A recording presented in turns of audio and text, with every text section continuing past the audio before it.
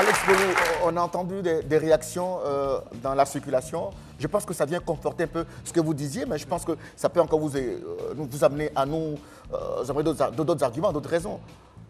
Justement, nous rencontrons chaque jour pas mal de personnes qui, par exemple, décident d'entreprendre parce qu'ils ont reçu une éducation, c'est-à-dire qu'ils ont grandi dans un environnement qui les a influencés.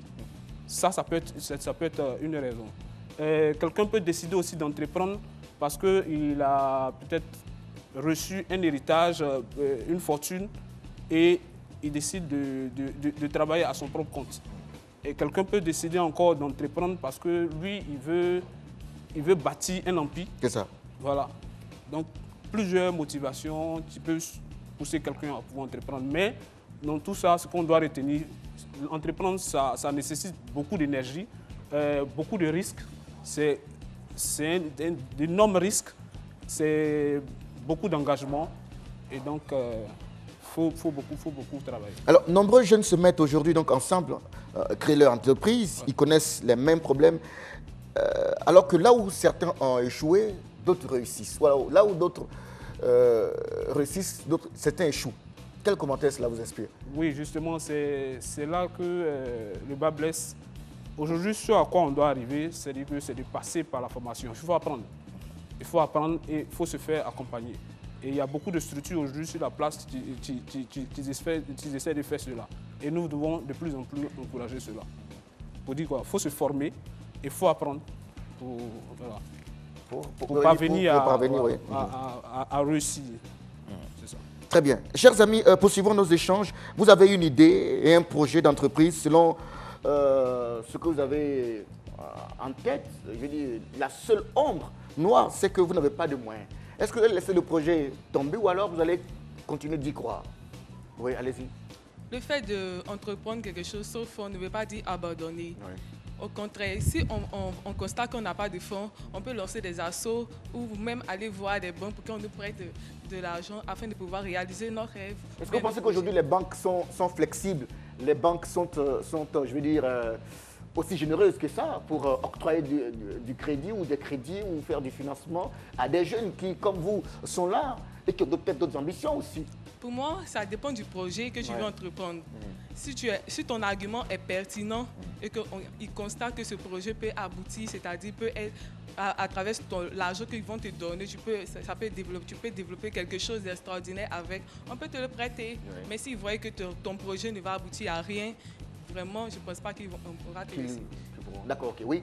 Alors, j'ai vu une main là. Oui, cher ami, vous avez le micro. Après le passer à la dame. Oui. Les success stories nous révèlent que tous ceux qui ont pu réussir et qui ont pu construire des empires, leur première réussite n'a pas été les financements, mais leur première réussite, c'était l'idée pertinente de leur projet.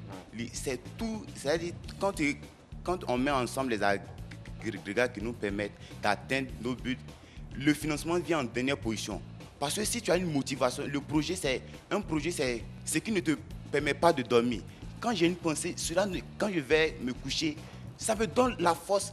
Ça ne me donne pas la force de dormir. En fait, tu veux dire que tu as accroché J'ai accroché à mon projet. Tu as accroché au projet. Voilà, tu ne peux pas le laisser en fait. Je ne peux pas me le laisser. Donc personne, peu importe les circonstances auxquelles je serai confronté, je suis accroché dessus. Je suis accroché. C'est ce qui fait que chaque moment, même s'il n'y a pas de financement, je m'accroche de ceux qui ont déjà réussi pour pouvoir apprendre auprès d'eux et voir comment ils ont fait pour pouvoir atteindre leur but. Justement, c'est le sens même de cette émission. Comment, sans avoir un sou pour démarrer? Oui, mademoiselle, vous avez le micro. Pour moi, on n'a pas vraiment besoin de grands moyens pour entreprendre. Parce que même quand on regarde le processus pour atteindre un objectif, l'argent n'est pas le premier, en fait, la première cause, ou je pourrais dire le premier processus. Il faut d'abord avoir un rêve. Un rêve. En fait, tu peux avoir les moyens, mais ne pas avoir un rêve. Donc, tu ne pourras pas le réaliser. Il faut avoir son rêve. Un rêve, tout le monde peut l'avoir. Que tu sois riche, que tu sois pauvre. Et après ce rêve, il faut se donner les moyens nécessaires pour atteindre ce rêve. Quand vous parlez de moyens, je veux dire, le gars, il a son projet. Donc, il faut avoir un bon business plan. Parce que c'est ça aussi. Si tu n'as pas un bon business plan qui peut séduire ou qui peut impressionner les gens ou peut-être ceux qui vont donner de l'argent, ce ne serait pas possible. On est d'accord là-dessus. Maintenant, vous vous accrochez à votre rêve. Mais coûte que coûte, si rien ne sort. D'abord, il faut te dire que ton rêve, ce n'est pas quelqu'un qui va t'aider à le réaliser. Ça, c'est clair. C'est toi-même.